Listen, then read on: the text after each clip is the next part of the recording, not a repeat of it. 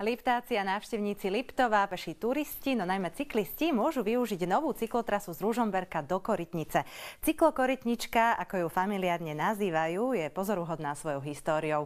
Viac sa dozviete od ľudí, ktorí trasu postavili a sami ju aktívne využívajú.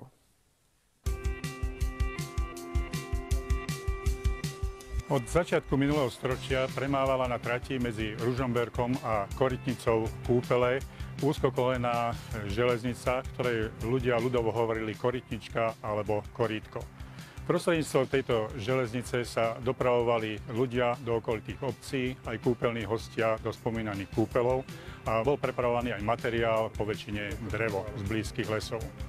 V roku 1974 bola táto úzkokolajná železnička z ekonomických dôvodov zrušená a odvtedy vlastne celá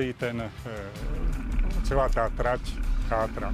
Postupne zmizli kolajnice, zmizli podvaly, stanice boli odpredané a korytnička upadla do zabudnutia.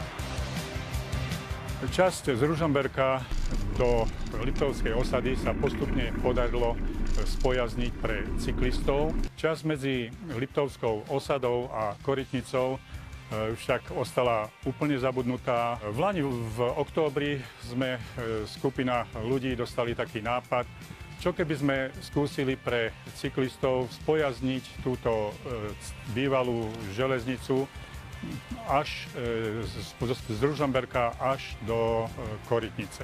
Ako zástupca obce môžem povedať, že sme veľmi radi, že sa podarilo predĺžiť existujúcu cyklotrasu, ktorá bola pôvodne len po Liptovskú osadu Ružomberka až do Korytnice. V podstate práce sa vykonávali 2 mesiace.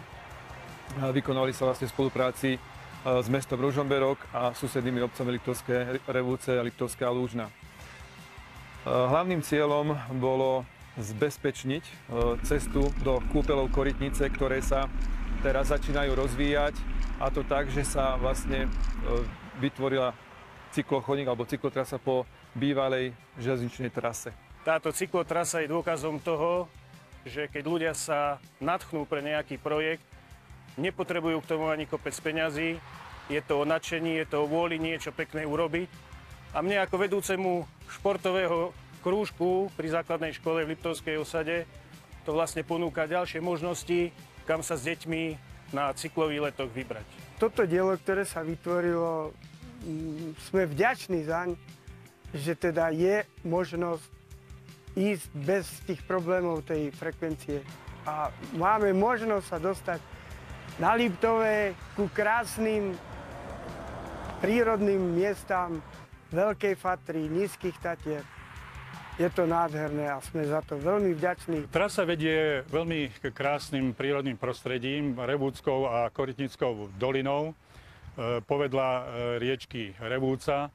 A po trati je napríklad blízko Vlkolínec, osada UNESCO, potom je tam Brankovský vodopád a sú ďalšie prírodné zaujímavosti, kde sa človek môže zastaviť a kde môže trošku aj z tej cyklotrasy odbočiť. Cieľom bolo zatraktívniť Korytnicu kúpele, ktorá má od roku 2013, myslím, nového majiteľa, a tomu sa podarilo v priebehu tohto obdobia, v priebehu 3 rokov, zrekonštruovať budovy. Takže ľudia, ktorí navštívia Korytnicu, sa môžu okrem toho, že si posiedia pekné reštaurácii, aj napiť kvalitnej minerálnej vody a vyštiť sa v Národnom parku Nízke Tatry.